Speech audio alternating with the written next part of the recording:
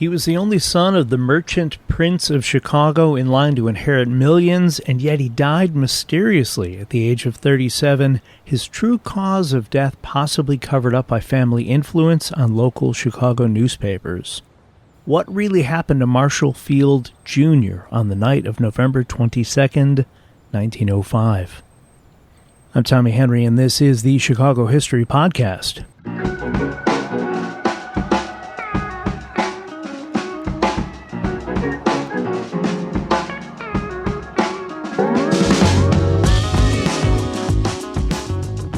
Before we get into it, this episode deals with death by guns, brothels, and some other unsavory topics. While not explicit, this may not be a great episode for younger listeners. Discretion is advised. Marshall Field, the man who founded the chain of department stores that carried his name, was born in Massachusetts and moved to Chicago in 1856 at the age of 22. Through a series of business moves, including some time working for a dry goods company owned by Potter Palmer, Marshall Field was able to buy out all partners and create Marshall Field and Company, the biggest and most impressive department store in Chicago. Field's first marriage was to a woman named Nanny Scott, and together they had 3 children, a son, Lewis, who died as an infant, a daughter, Ethel, and Marshall Jr.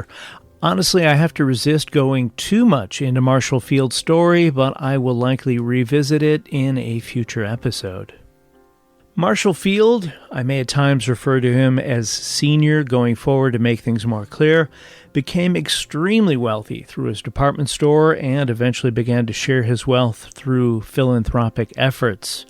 When it was decided Chicago would host an event celebrating the 400th anniversary of Christopher Columbus's arrival in America, well, the 401st anniversary, actually, it was Marshall Field who became the largest stockholder and contributor of funds needed to complete the 600-acre World's Columbian Exposition of 1893.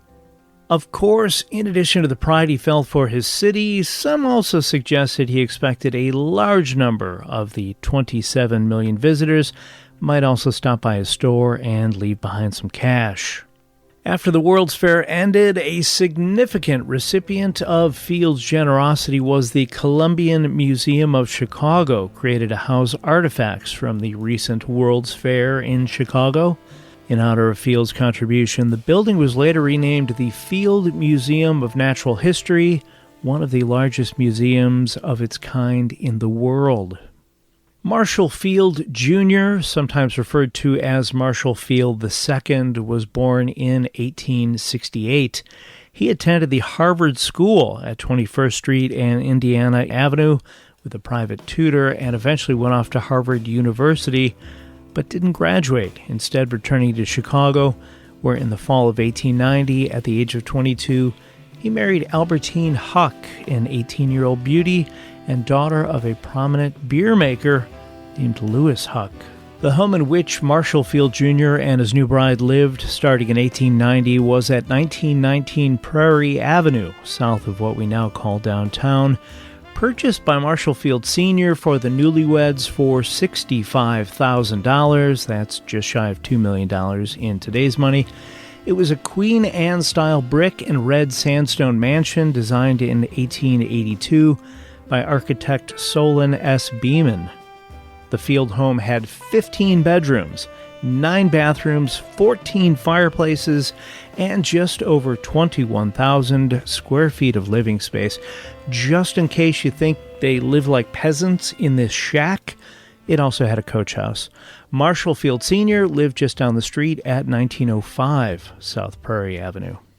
If you were not familiar with the history of Prairie Avenue in Chicago, it was called Millionaire's Row. Before he built his mansion in what would become the Gold Coast, Potter Palmer lived there, as well as George Pullman, Philip Armour, and others. In 1893, 77 millionaires reportedly lived on Prairie Avenue. In the fall of 1892, Marshall Field Jr. and his bride Albertine welcomed their firstborn child, naming him Marshall Field. Sadly, Newborn Marshall died just 13 days later. A year after that, on September 28, 1893, the couple welcomed another son, also naming him Marshall. They went on to have another son, Henry, and a daughter, Gwendolyn. A fourth child, a son, also died after only having lived a few days.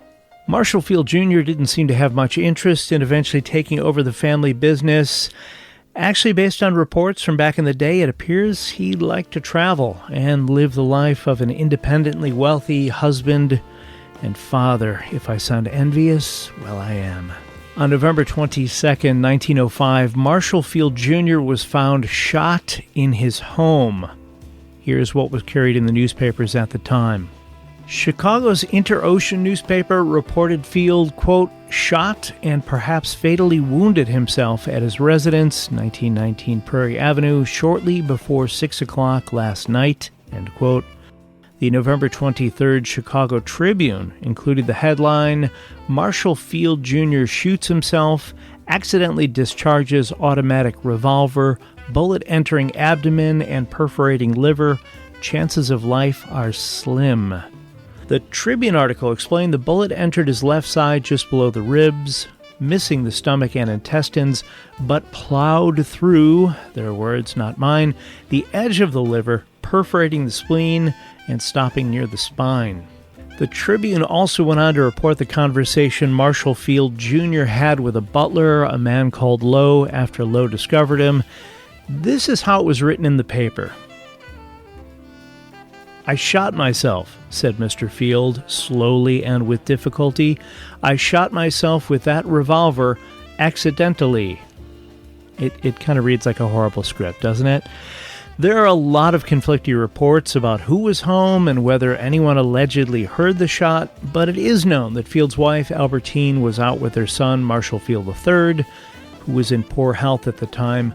They arrived home to see Marshall Field Jr. being loaded into an ambulance. Marshall Field Sr. was in New York, having got remarried 2 months before, and upon hearing the news, secured a special train of 4 cars to speed the couple back to Chicago in 18 hours. We'll be right back. If you're enjoying this episode, be sure to check out episode 219, which looks at the mysterious death of another heir to a Chicago department store fortune, Montgomery Ward Thorne, who died suddenly at the age of 20 in 1954, setting off a battle for his money. You can find that episode available now wherever you are listening to this one. Marshall Field Jr. was brought to Mercy Hospital at 2537 South Prairie Avenue, where doctors operated on him, successfully removing the bullet. The newspapers that week carried very detailed explanations about a planned trip to Wisconsin that Marshall Field Jr. had been planning. They also explained that he had just purchased the automatic revolver and wasn't familiar with the mechanism, likely leading up to him mistakenly shooting himself.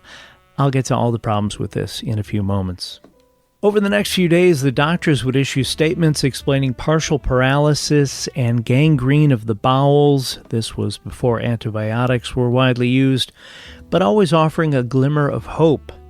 Marshall Field Jr. held on for 5 days before succumbing to his injuries. On November 27, 1905, his wife and father reportedly by his side.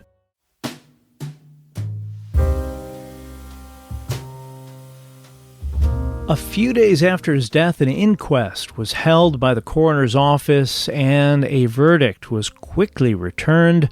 According to the article in the Chicago Tribune, the coroner's jury stated, quote, there was no reason whatever for believing that Marshall Field Jr. came to his death by another means than that of accidental shooting by his own hand, end quote. The coroner, Peter M. Hoffman, went on to say, quote, I desire to make a statement for the protection of my office and for the sake of the family and friends of Mr. Field. Because of his position, his wealth, and his prominence, many superfluous rumors have been circulated as to how the shooting occurred.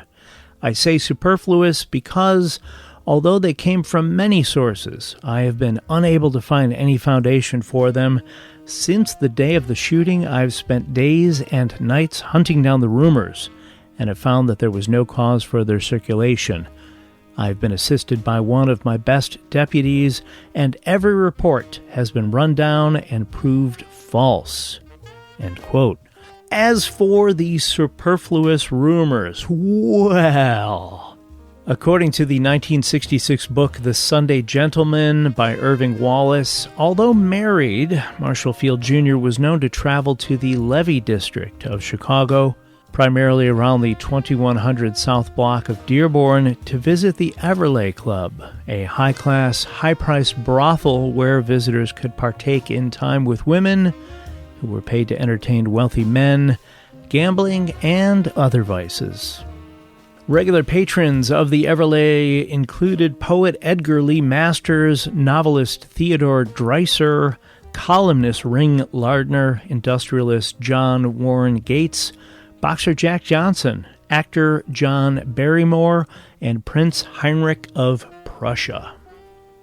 The Everleigh, run by two sisters, had very high standards, not only for the women they employed, but of those who were allowed to enter.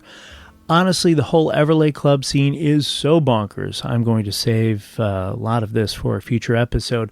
Just know this was not a seedy establishment. Chicago's men of power and influence were known to frequent it without shame. A citizen of Marshall Field Jr.'s standing would have been welcomed, well, certainly his money would have been, and not felt out of place.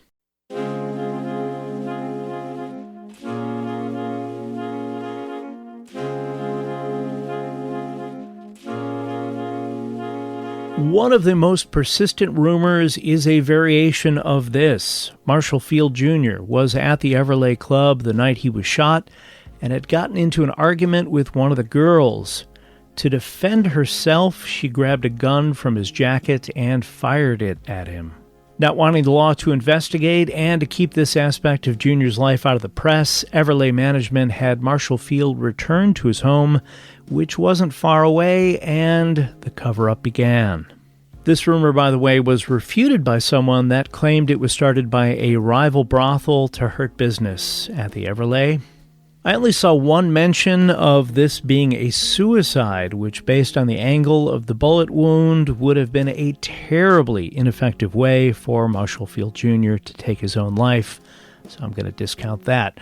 As for the automatic pistol intended for use on a hunting trip to Wisconsin, well, I don't know a lot about hunting, and if there are any avid hunters listening, please correct me if I'm way off, but from everything I do know about hunting, an automatic pistol isn't really something you'd use to hunt deer or anything else on a Wisconsin hunting trip. The story about Marshall Field Jr. cleaning the automatic pistol in preparation for the hunting trip when it went off also seems a little wonky, and here's why.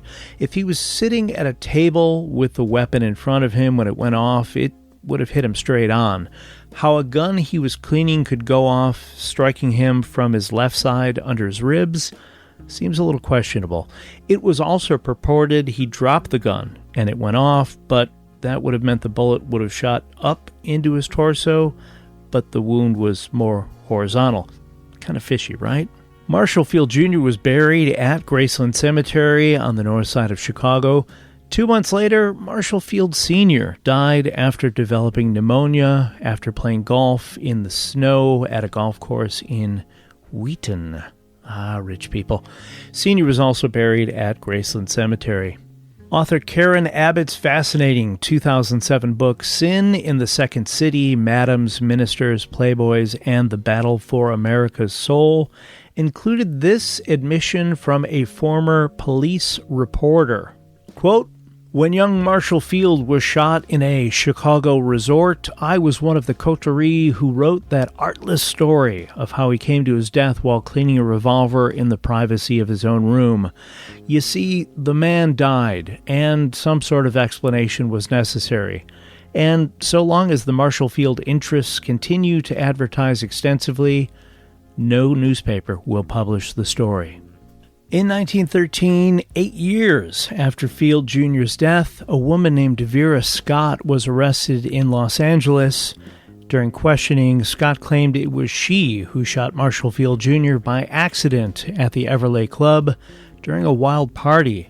Although bloodied and weak, Field was coherent and insisted on going home in a taxi. Vera Scott claimed Marshall Field Sr. paid her $20,000 to leave town and never mention the incident again.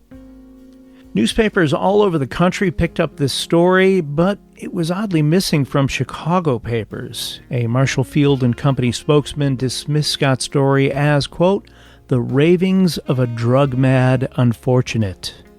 That is actually the name of my upcoming autobiography. Pretty great. The Daybook, a Chicago newspaper that did not accept advertising and had a young writer named Carl Sandburg on its staff during that paper's short run, went on a bit of a rant regarding the Vera Scott situation.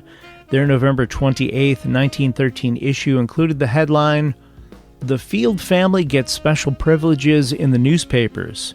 Because it's enormously rich, has a big store, and spends big money for advertising, some sidelights on the confession of the woman who says she shot Marshall Field Jr." Here is a slightly abridged version of the article. It requires no stretch of the imagination to understand why Chicago newspapers suppressed a big news story that other big newspapers all over the country published. Then in all caps. The Marshall Field store is located in Chicago and spends many thousands of dollars annually with the newspapers that suppressed the story. To Chicago newspapers, there appears to be something out of the ordinary, if not sacred, about the name of Field. When the late Marshall Field, the merchant prince, was alive, the Chicago newspapers slobbered all over him every chance they got.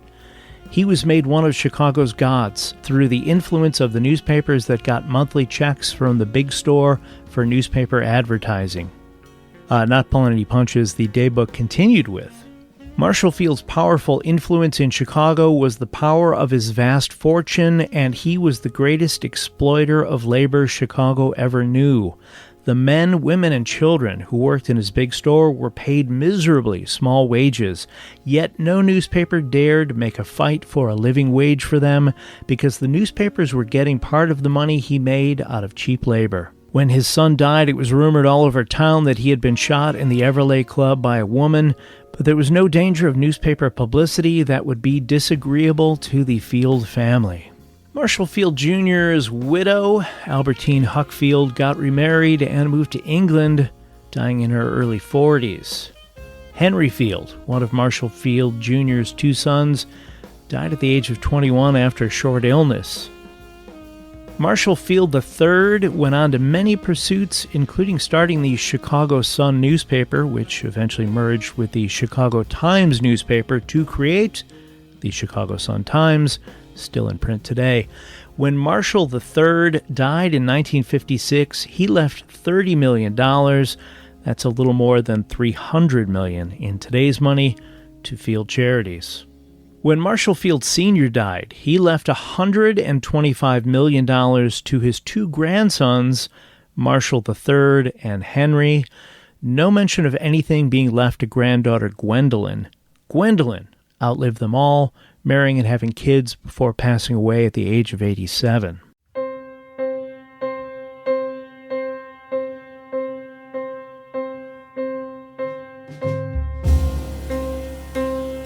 As for Prairie Avenue, the wealthy started to move to other parts of the city as industry started to creep into that area. In 1923, that area was zoned for manufacturing, and many of the mansions of Millionaires Row began to fall to the wrecking ball. What was left of that district was designated a landmark on December 27, 1979.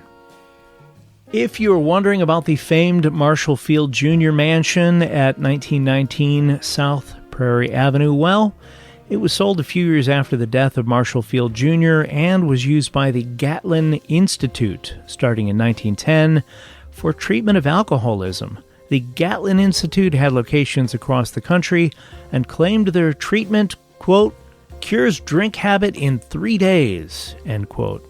It is unclear how long the Gatlin Institute was there, but I found a few more listings for the building at 1919 Prairie Avenue over the years, including one in 1980 offering it for sale for $85,000.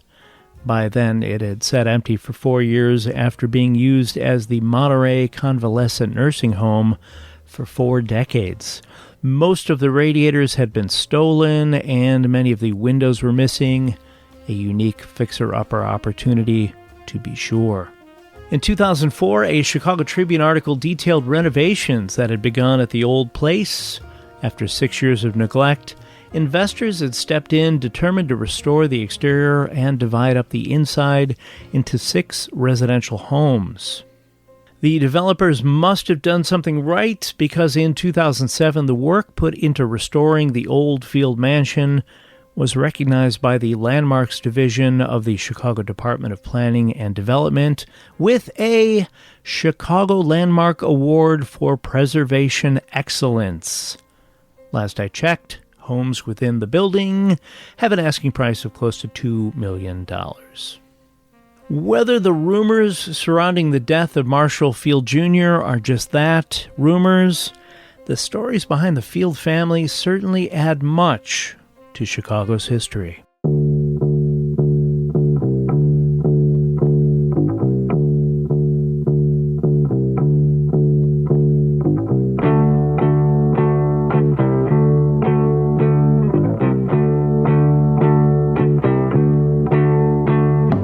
I'm hopeful you enjoyed today's episode about the mysterious death of Marshall Field Jr. As always, if you have questions about anything covered today, anything to add, or have an idea for a future episode, I'd love to hear about it. Send me an email at chicagohistorypod@gmail.com. I'll have plenty of pictures and items related to the events discussed in this episode on the Chicago History Podcast social media pages throughout the coming week, as well as links to books and such if you'd like to learn more.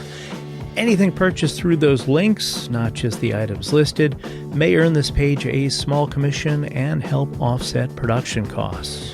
The original art for the Chicago History Podcast used on those social media pages was created by John K. Schneider. Thanks, Johnny. He can be found at Angel Eyes Art on Instagram or via email at angeleyesartjks@gmail.com. If you have a moment, please rate and review the podcast and tell a friend about it. It really does make a difference. I will be back soon with another chapter in Chicago's history. Until then, get out and explore when possible. Learn more about whatever city you live in, and stay safe.